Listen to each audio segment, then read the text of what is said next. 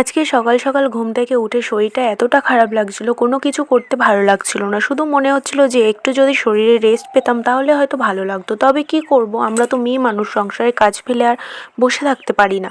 দেখো সকাল বাজে 7টার মতন, বাইরে বেরিয়ে দেখি তাও কি কুয়াশা, আর এসে দেখি আমার ছেলে উঠে বসে আছে। চোখে ঘুম, তাও দেখো উঠে পড়েছে। আর ওই একটা স্বভাব, আমি উঠলেই ও উঠে পড়বে। ওকে বললাম যে শুয়ে থাক, কে শোনে কার কথা। যাই হোক, ছেলেকে এখন রেডি করে দিয়েছি। এখন আমি বাসি বিছানাটা গুটিয়ে নেব। আমার বিছানা গোছানো কমপ্লিট হয়ে গেছে। এখন বিছানাটা একটু ঝেড়ে নিচ্ছি, ঘরটা ঝাড় দিয়ে জামা কাপড় ছেড়ে নেব। অন্যদিন সকাল সকালই স্নান করে নিই, আজকে স্নান করব না।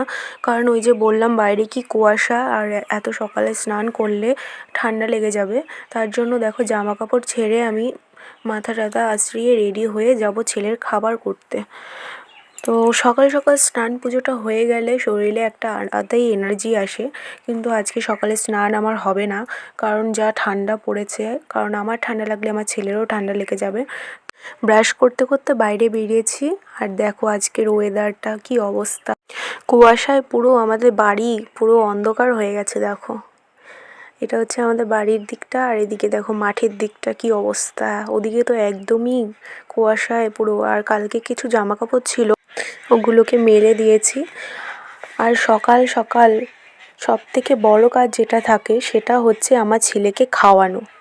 ওর খেতে গেলে যে কি কষ্ট, খেতে গেলে কত রকমের বাহানা। দেখো দুধ দুধ খাবে না দেখে এর জন্য উঠে চলে যাচ্ছে।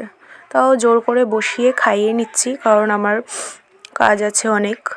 তো দেখো খাওয়ানোর পরে একটু দেখলাম যে জানলা খুলে একটু রোদ্দুর উঠেছে, তার জন্য জানলাটা খুলে দিয়েছি। আর এখন বসেছি কাজে, কারণ এই মালগুলো আমার কমপ্লিট করতে হবে, সোমবারের মধ্যে জমা দিতে হবে। তো এই জন্য কাজে বসে পড়েছি।